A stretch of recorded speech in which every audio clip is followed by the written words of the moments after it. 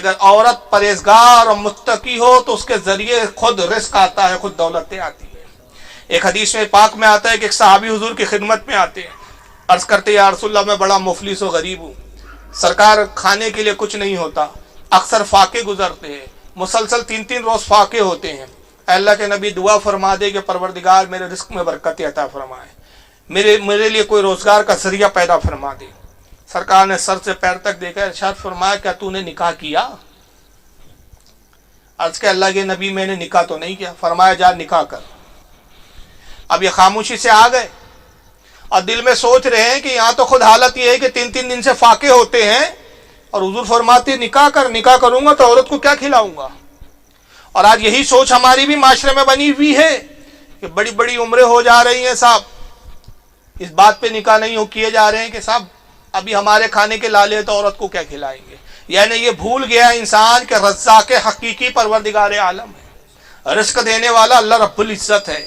اللہ تعالیٰ قرآن میں فرماتا ہے کہ ایسی کوئی جاندار شے نہیں کہ جس کا رزق ہمارے ذمے پہ نہ ہو۔ اللہ فرماتا ہے کہ ہر جاندار کو، ہر چیز کو رزق ہم ہی پہنچاتے ہیں، رزاق وہی ہے، لیکن ہماری سوچ یہ ہے کہ گویا سمجھتے ہیں کہ ہم کھلائیں گے تو سامنے والا کھائیں گا اور ہم پلائیں گے تو پئیں گا۔ وہ صحابی سوچتے ہیں کہ حضور نے کہا نکاح کرو، یہاں تو عالم یہ ہے کہ خود 3 دن کے فاقے ہوتے ہیں، 4 روز فاقے سے رہنا پڑتا ہے، میں اپنی بیوی کو کیا کھلاؤں گا؟ خاموش ہو گئے۔ 1 مہینے کا عرصہ گزر گیا، پھر حضور کی خدمت میں آتے ہیں، سوچتے ہیں کہ اب حضور صلی اللہ علیہ وسلم اس بار شاید دعا فرما دے۔ قریب آئے، سلام کیا، عرض کہ اللہ کے نبی بڑی مفلسی کا دورہ ہے، سرکار بڑی پریشانی ہے، اللہ کے نبی بڑے فاقے ہوتے ہیں، حضور دعا فرما دے کہ اللہ تعالیٰ میری مفلسی کو دور کر دے، میری غربت اور تنگ دستی کو دور فرما دے۔ حضور نے فرمایا تم وہی ہو نا جو پچھلی بار آئے تھے؟ عرض کیا ہاں یا رسول اللہ میں ہوں۔ کہا کیا تم نے نکاح کر لیا؟ عرض کہ اللہ کے نبی میں نے نکاح نہیں کیا۔ فرمایا جاؤ نکاح کرو، اور اس عالم میں میرے پاس آنا کہ تجھ پر نکاح کے اثرات ظاہر ہو رہے ہو۔ یہ صحابی گئے، پھر وہی خیال آتا ہے، پھر وہی سوچتے ہیں کہ عجیب بات ہے کہ حضور صلی اللہ علیہ وسلم پھر نکاح کا حکم فرماتے ہیں، سرکار اس طرف توجہ کیوں نہیں کر رہے ہیں کہ میں خود فاقے سے ہوں؟ جب میں خود فاقہ کرتا ہوں تو اپنی بیوی کو کیا کھلاؤں گا؟ پھر بچے ہوئے تو بچوں کی پرورش کیسے کروں گا؟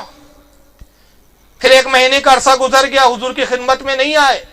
1 مہینے کے بعد سوچتے کہ حضور کی بارگاہ میں جاؤں گا اور اب حضور کو اس انداز میں کہوں گا کہ یا رسول اللہ میں تو خود فاقے سے ہوں، اپنی کچھ دلیلیں رکھوں گا، اپنی کچھ بات حضور کی بارگاہ میں پیش کروں گا، شاید ان باتوں سے حضور مطمئن ہو جائے اور پھر میرے لیے دعا کر دیں۔ اس ارادے سے حضور کی خدمت میں آئے، عرض کہ اللہ کے نبی دعا فرما دے کہ اللہ میرے رزق میں برکت عطا فرمائے، میری مفلسی کو دور کر دے۔ سرکار فرماتے کیا تو نے نکاح نہیں کیا؟ عرض کہ اللہ کے نبی میں نکاح کیسے کر سکتا ہوں یا رسول اللہ، جب میں خود کھانے کے لیے محتاج ہوں تو اپنی بیوی کو کیا کھلاؤں گا؟ سرکار جب حالت یہ ہے کہ میں خود فاقہ کشی کا شکار ہوں تو اپنی بیوی کو کیا دوں گا؟ حضور جلال میں آتے فرماتے ہیں شخص کیا تو مومن ہے کہ منافق؟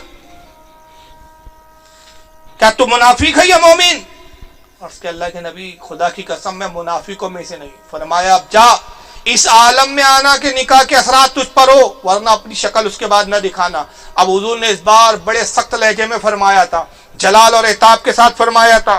وہ سمجھ گئے کہ اب اگر میں نے حضور کی بات کو نہیں مانا اور کسی بھی حالت میں نکاح نہ کیا تو اب یہ نہ ہو کہ میرا نام منافقین میں نہ لکھ دیا جائے، یہ نہ ہو کہ اللہ تعالیٰ اپنے محبوب پر وحی بھیجے اور میرے متعلق کوئی حکم نہ صادر ہو جائے کہ نبی کی بات نہ مانی اور یہ منافقوں کی فہرست میں اس کا شمار کر دیا گیا۔ وہ صحابی لڑتے ہوئے دوڑتے ہوئے جاتے ہیں اور پھر انہوں نے کچھ گھروں میں پیغام دینا شروع کیا۔